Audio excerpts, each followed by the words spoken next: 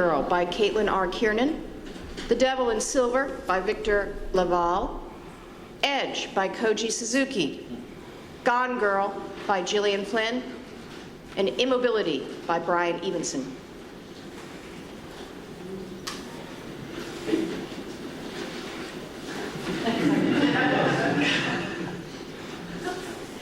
And the winner is Edge by Koji Suzuki.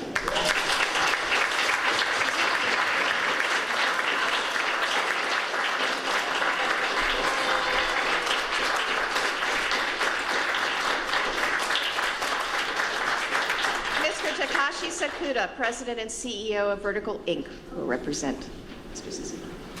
Thank you very much.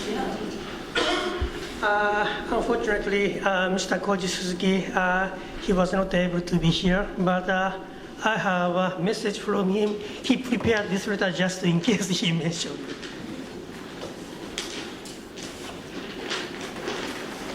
Okay. I'm very honored to receive this award.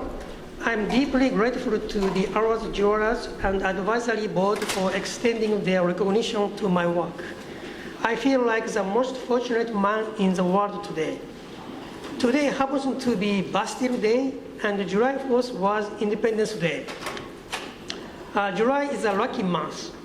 23 years ago in July, I won the Japan Fantasy Novel Award and made my debut as a writer.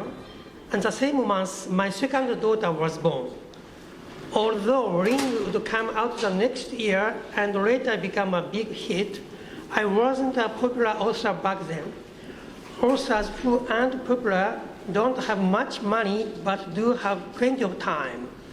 So instead of my wife, who worked as a high school teacher, I decided to take care of raising my two daughters. I wore two hats, writing and child rearing.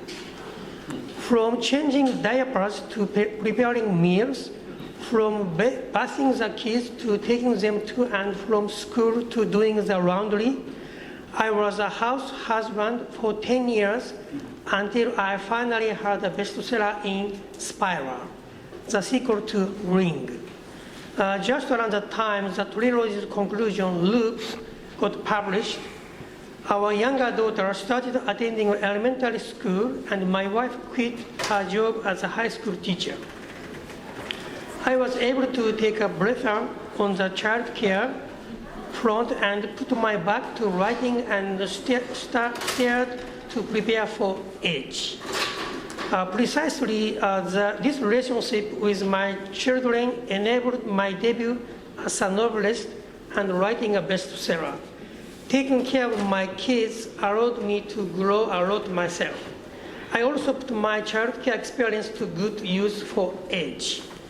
As I helped my daughters with their homework time, and again I raised questions like who study and what is good for society. The theme of Edge is the question, what is good, broadened to a cosmic level. We might say, for instance, that each of us is walking around with a piece of a huge jigsaw puzzle that has the universe at its scope. If that was the case, we don't know exactly what the completed version looks like. However, we have an idea of what kind of picture we ought to draw. No one wants to draw a grotesque, crude, or shoddy picture from the outset.